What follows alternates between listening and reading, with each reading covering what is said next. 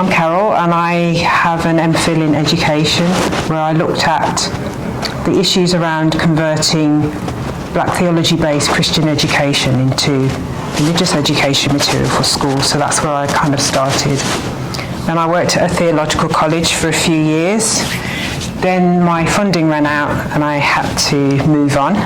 So I've been out of the Theological Academy for a while. And then I was given the opportunity to do this piece of work for CWM, and I was back in the fray.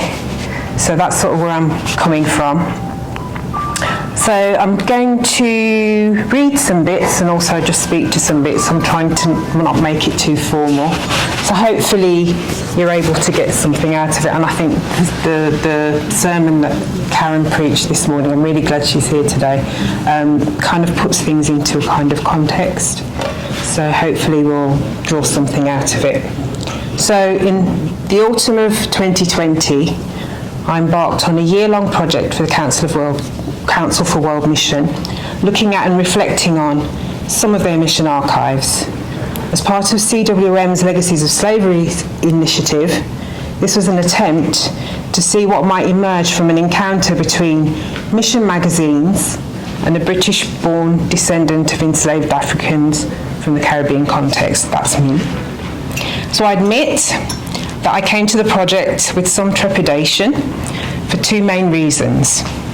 On the one hand, I was certainly not a missiologist or a mission historian. What was I going to be able to do with this archive material? What would emerge from my engagement with it? And what was whatever I had to offer at the end of the process even going to be accepted by or of value to those that funded the work? More than once I had to remind myself that my not being a mission specialist was exactly the point. This was not an approach meant to replicate or bolster the historians and the missiologists. This was an attempt to obtain another perspective on the material, one that was not detached or claiming to be objective. I was not creating a historical survey of mission activity, nor was I carrying out this work to come up with results to please the church or even CWM. Rather, my aim was to enter into an exploration of this material informed by my context as a black British woman of African Caribbean heritage and by the influence of womanist and black theology in order to see what that exploration could offer back to the church in general, whether or not it was accepted. Or more specifically, to those who are interested in addressing issues of inclusion and justice. As a result of this engagement, what would emerge that spoke to the legacies of slavery, and was there anything that could be offered to mission engagement in the present time? The other issue I faced was more personal. As I've said, this project began in the autumn of 2020, in the midst of the coronavirus pandemic, and more pointedly after the murder of George Floyd and the subsequent resurgence of Black Lives Matter protests and copious discussions around race and other issues of representation, anti-blackness and white supremacy, to then enter into an encounter with material that observed and presented black lives through the lens of the white mission enterprise was a daunting prospect. Okay, so originally the project was conceived to be looking at the Juvenile Missionary magazine and News from Afar, which were mission magazines aimed at children. But as I started looking at the material, I actually wanted to look at stuff that was produced actually during the transatlantic slave trade. So I had to go to an adult mission magazine, which was the Missionary Magazine and Chronicle, because the juvenile mission magazine wasn't actually produced until after abolition. So, in the earliest edition of the JMM, it says, it talks about the words of Jesus in Matthew 28, and they spoke of the great command, "Go you into all the world and preach the gospel to every creature. And later in that same edition, it says, the solemn fact which we should all keep before our minds is that there are yet above 600 million of souls in the world not converted to Jesus Christ. If we are his disciples, we must do all we can towards their conversion. And I should say, before I continue, that not all the pieces in the magazine were actually factual. Some of them are literary tropes that can be spotted across the material. But for the purposes of the project, I wasn't really concerned as to whether they were partially factual or entirely fictional, but rather what they depicted and the motivation behind what was written and the possible results of those depictions. So bear that in mind. So basically I looked at the material and started to see themes emerging, which I've named in particular ways. Perhaps I'd name them differently if I was doing it now. The first theme was Christian and European superiority. So I designated this category in itself, but I think it underpins all the other categories. And it's the idea of European and Christian habits, culture, knowledge as superior, and that the idea that conversion to Christianity brings moral and spiritual improvement to the so-called heathens. So in this category I placed pieces which berated indigenous gods as cold and distant, unconcerned with the welfare of their worshippers, descriptions of African or other non-Christian parents whose cruelty towards their or neglect of their children could be rectified by knowledge of the gospel and love of Jesus. Christian parents are presented as the model to which everyone should aspire. So there's a quote that says, and therefore you should say, thank God for giving me Christian parents who've been taught to love me and take care of me. And there are other instances where European belief and behaviour is presented as the model against which African cultures and spiritualities should be measured. And the closer they adhere to the idea of European and Christian behaviour and leave their traditional beliefs and religions and spiritualities behind, the more acceptable they become. And this is illustrated by a quote such as when one of the missionaries talks about his local attendees at a church service, he says their behaviour would compare very favourably with that of Christians in England. Another idea of this idea of Christian superiority is an extract which talks about the idea that slavery to sin was a much more serious problem than actual physical enslavement. So this extract talks about post-abolition preaching to the people of Jamaica, and he says, God's Holy Spirit has blessed the words spoken by his servants, and some of these Negroes have been set free from a far worse slavery than that of which I've been speaking.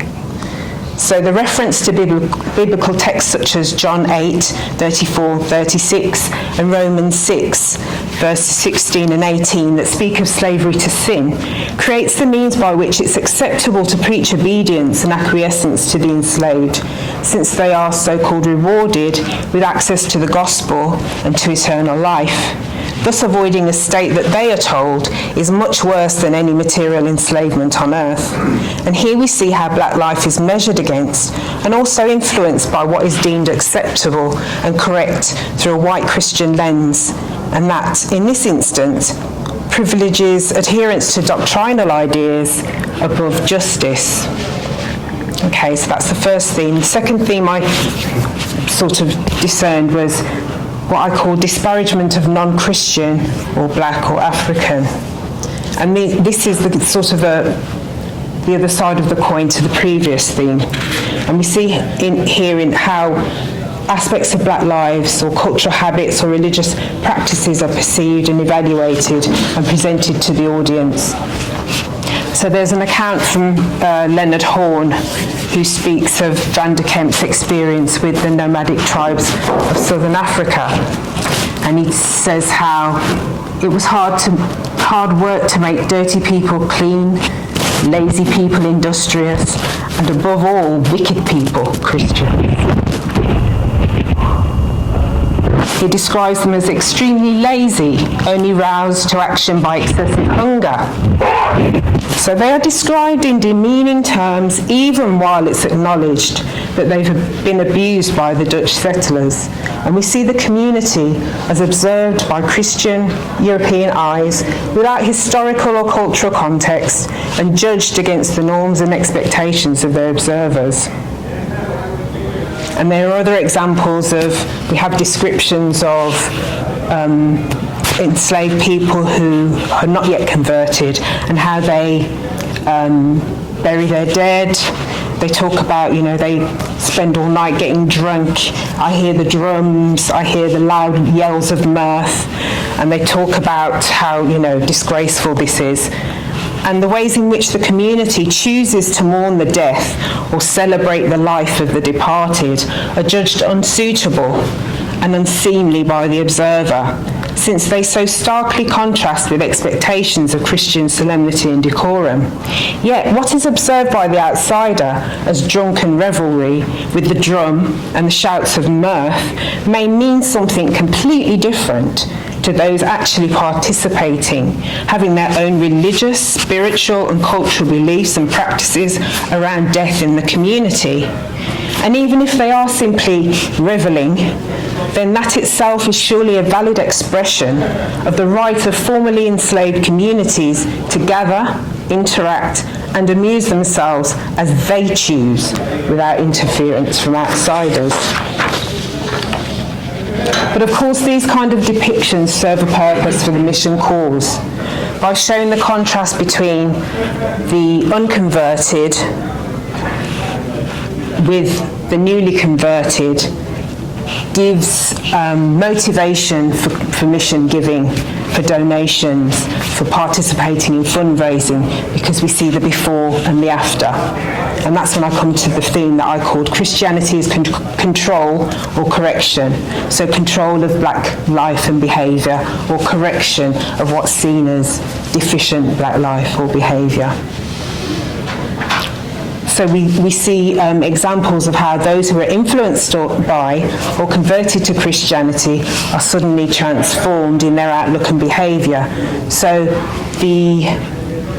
those at the funerals who before were talked about as being drunken and revelling are now described as, and after prayer the company separate, and instead of returning as formerly to carouse with friends of the deceased, they proceed to their respective homes. So while planters are originally suspicious of the missionaries, they're eventually convinced that this conversion to Christianity is advantageous to them, since it encourages obedience and compliance in the enslaved communities. And we hear from Mr. Ray, who writes in 1823 about his mission travels through the estates of Berbice, which is what we call Guyana now. He uses his sermons to encourage obedience and gratitude among the enslaved, and in one instance tells them how thankful they ought to be that their master had introduced the book of God among them. And later we are shown this theme more explicitly. He says, thus they are taught their duty to God on the Sabbath and their duty to their master in the week. The following theme are called black piety or self-negation. And this theme was named for the ways in which I observed black people speaking of their own unworthiness, or putting the welfare of the church above their own, or taking on doctrinal ideas that worked against their own best interests. So there's the example of the wife of a chief in Uganda who tells a missionary that when she first saw a European, she thought he was God. Later she realises that this isn't so, but she says that for a long time she couldn't believe that such a great God could come into the heart of a poor black woman. So despite being the wife of a chief, which would have given her a certain status within her community, she still feels almost unworthy to receive this great Christian God. Another example is the dying enslaved woman Judy Campbell, and this is one of those literary tropes that I talked about, which aren't necessarily factual, but they're used to promote a particular idea of the conversion of the enslaved and to encourage mission activity. She talks about her great faith. She talks about how Jesus pardons all her sins. And she talks about what a great sinner she was. But she says, but blessed Massa, pardon me all. And I thought it was interesting that this word Massa is used not only for Jesus and God, but that's also what they call the missionary. That's also what they call the slave master. And I think that means there's something quite interesting going on there in terms of the way the enslaved see themselves in relation to Jesus and God, but also the position of the slave owner and other Europeans, including the missionary. And we see the focus on Jesus pardoning or dying for her sins.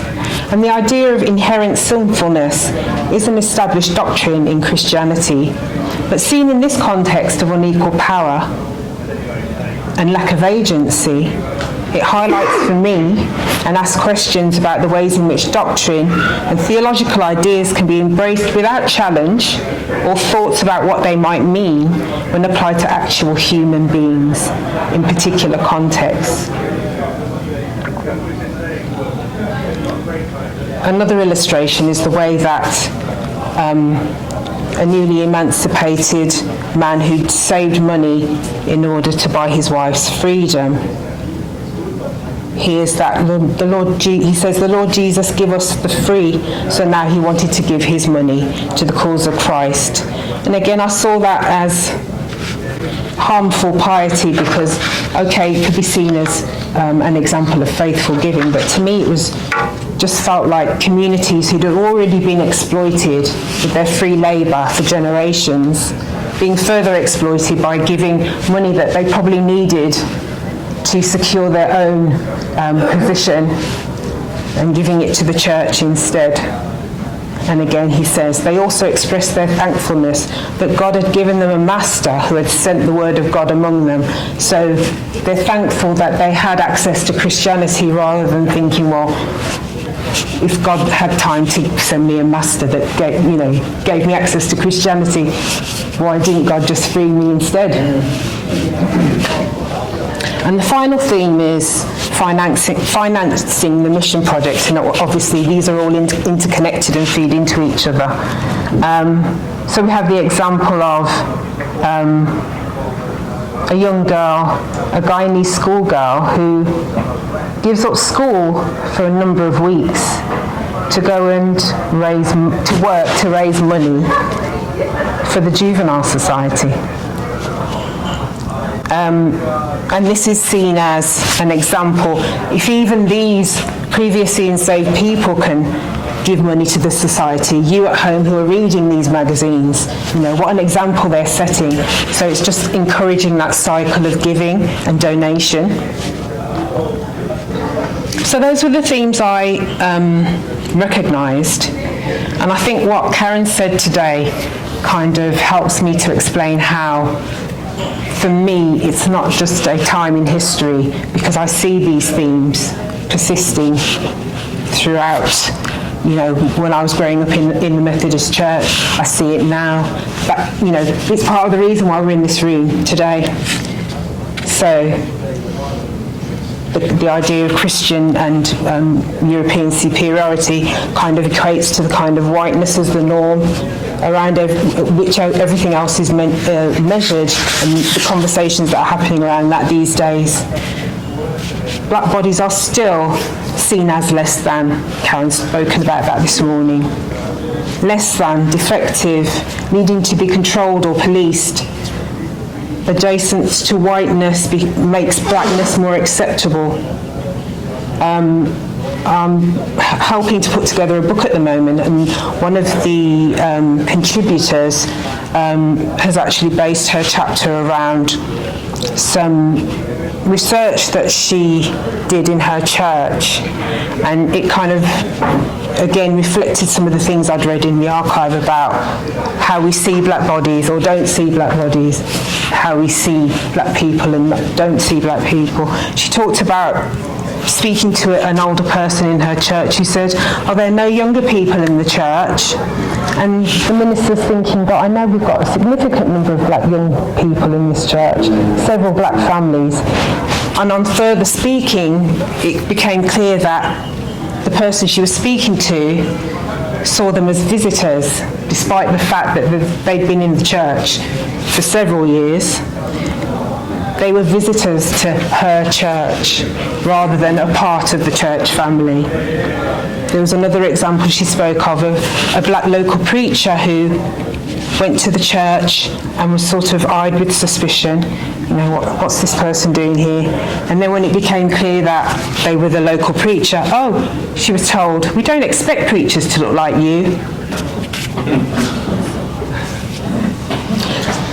The theme of self-negation, I see that perpetuated. In the early part of doing this work, I gave a presentation over Zoom. And, you know, I was in the early stages and maybe thinking, you know, is anyone getting this? Is there any point to any of this? And a young girl spoke about the fact that there were people in her church who had problems with Jesus being represented as black. And she wasn't talking about, I nearly said my mum's generation, but I've just realised that actually I should be talking about my generation because I'm quite old now. I'm not a youngster in church anymore. But she wasn't talking about older people, she was talking about young adults. And I thought, yeah, I need to be doing this work. There are those who feel that their Christianness makes their embodied blackness irrelevant. There's been resistance to the Bible being translated into Jamaican because it's not respectable a language. I know of people who have struggled to finish their research on marginalised communities within their churches because they don't want to upset the church. And I still see people being exploited by churches, whether financially or otherwise, through their labour and the use of their time. So what I'm trying to say is, yes, I've read these themes in this archive, but I still see those themes now. So it's not about, as Karen said today, that was in the past, what's it got to do with us? It's here now. I also looked at engaging with black liberationist and womanist writing. And it was helpful. It was helpful for me personally because it reminded me of what I already knew, that it wasn't just about black piety and black obedience and black acquiescence and being told who we should be and who we shouldn't be and what we should and shouldn't do.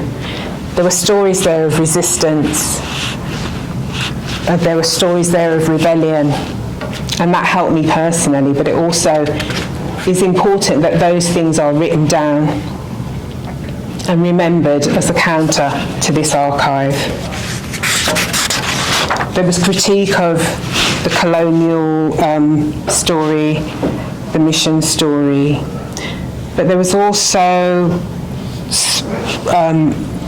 work around other ways of doing mission.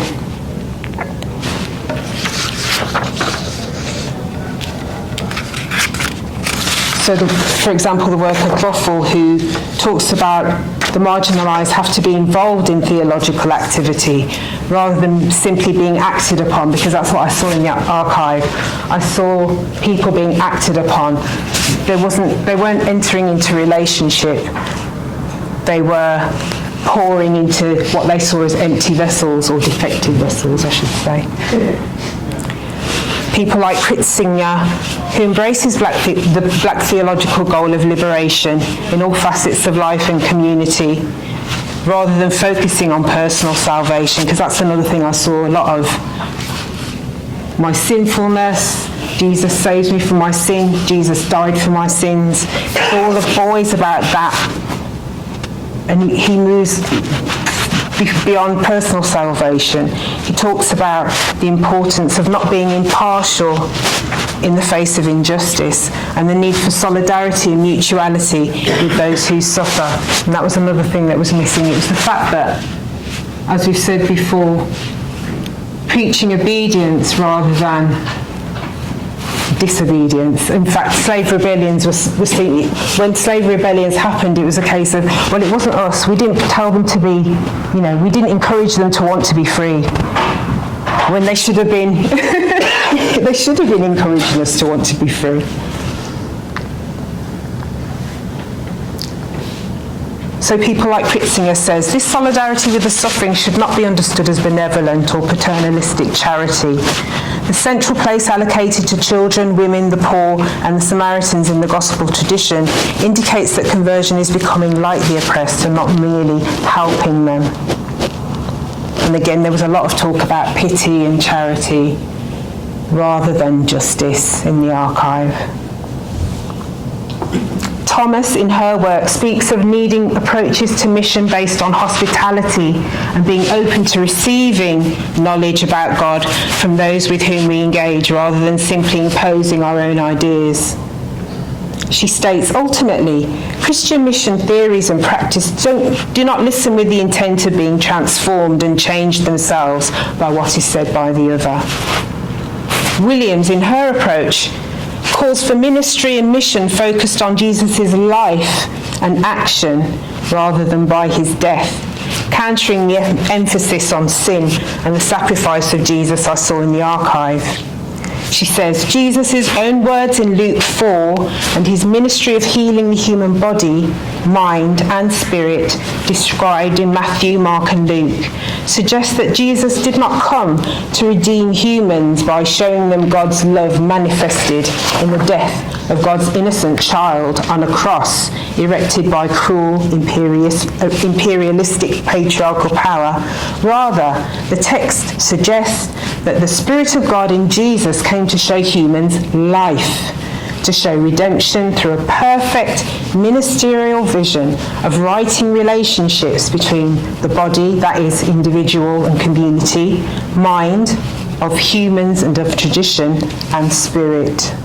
So that idea of moving away from that emphasis on sin, death, sacrifice, and rather thinking about the way that Jesus lived and what he did for people in his life and what he said we should do. So apart from writing a report and an article, I was also required to produce some form of Christian education material. And this would be an attempt to bring the work into a more practical and accessible realm and encourage engagement with and reflection not only on some of the issues surrounding the archive and the legacies of slavery, but also thinking about how we carry out contemporary mission. So it was clear to me that I wanted to include extracts directly from the archive itself as starting points for the reflection, since in that way those participating could observe what had been written for themselves and engage directly with the text, and then move on to questions for reflection linked to the themes into which I divided the resource. So I think sometimes it's easy to talk about theological ideas, doctrinal ideas about the Bible in very abstract ways, as if they're just floating out there in space, when you're actually confronted with, well, this is what they thought about this text and this is what it meant for people in this particular context. I think it helps people to maybe question some of the things they might ordinarily just accept and say, well, that's how it is. So I chose 4 main themes. I looked at missionary encouragement of obedience among the enslaved. So I thought that was something that always jumped out at me, which I'd kind of known because of doing that theology. I'd known about it, but to actually read it in the archive made it all the more real. I also looked at the motivations behind mission. I looked at the ways in which black lives were depicted, and also questions around the ideas of sin and salvation and how power relations feed into that. So I asked questions about, what motivates your mission? Because I feel that your motivation affects how you do it. So because in the archive they were so concerned with conversion, they need to be Christians, it kind of meant that everything else was secondary or didn't matter at all, as long as they were converted. So it didn't matter that you were enslaved. We're not going to, we're not going to argue about that. We're not going to fight for that. But at least you get to be Christians. What do you think successful mission looks like? Again, if your goal is conversion, if people convert, then you've won. But the fact that they're still enslaved isn't a problem to you.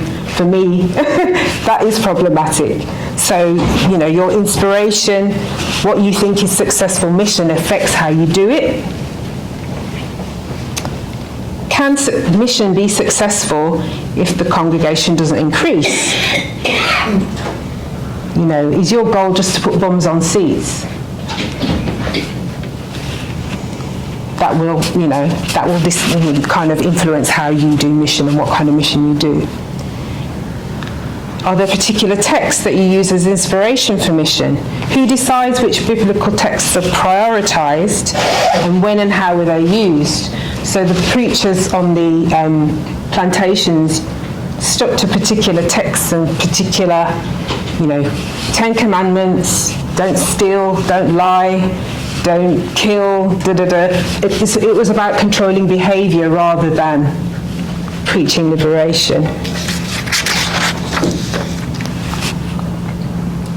So asking questions around that.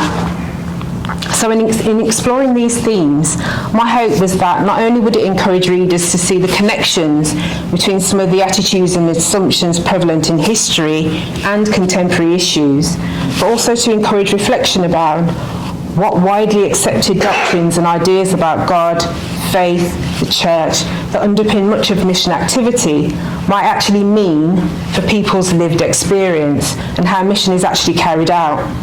I don't claim that the questions I asked in the material haven't been asked before in other ways and contexts, but when asking them, I hoped that when placed in the context of the archive, where people can see how particular theological and doctrinal frameworks or biblical interpretations can be used to support unjust practice, these questions will perhaps have a different resonance and allow the opportunity to reflect a little more deeply on aspects of church, theology, doctrine, and faith that are espoused with a little, if any, interrogation.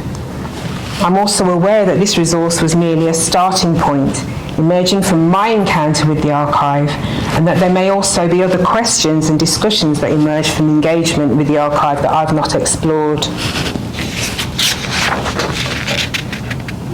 Okay, I'm not sure how much time I've got left because I didn't.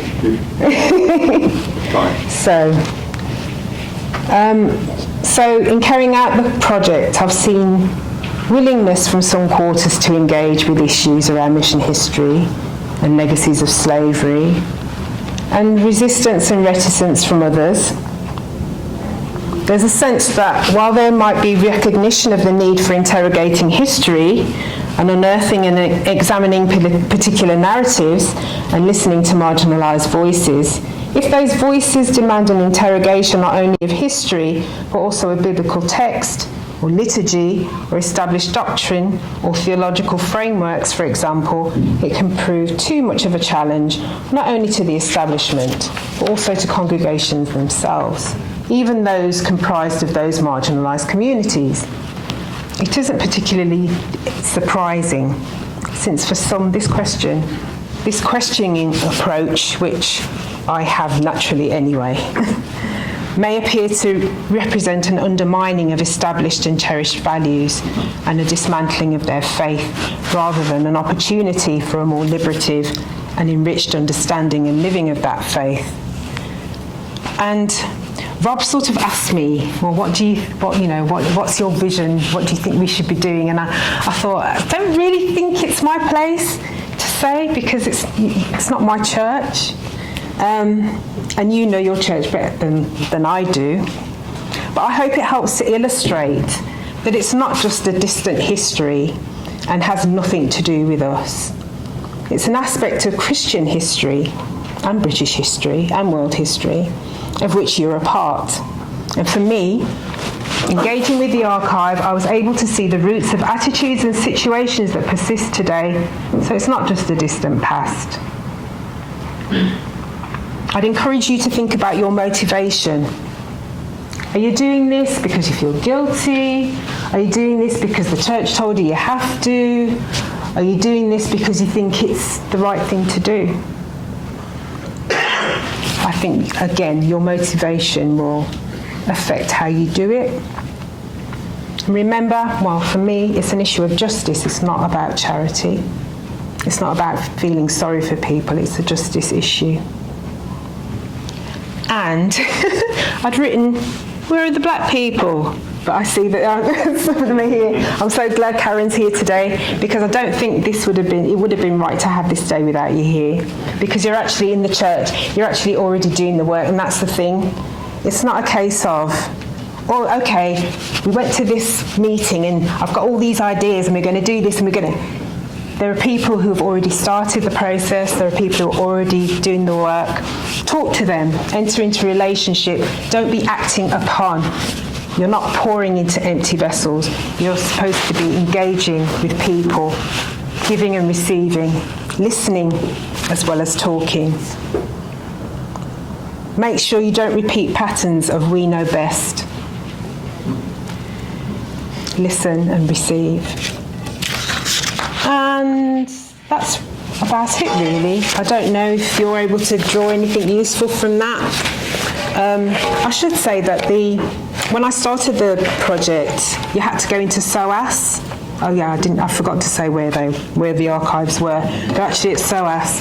But since I did the work, they've actually digitised a lot of the mission magazines, so you can access them online. So I'm glad of that, because it means that people all over the world whose ancestors are depicted in these archives can now, obviously, I take into account that not everybody has access in terms of technology, but those that do can now see for themselves how their ancestors were depicted, and I hope they're able to engage with the archive in ways that are useful to them, and I hope they cast a critical eye, but it's not for me to tell them how to do that. So that's it.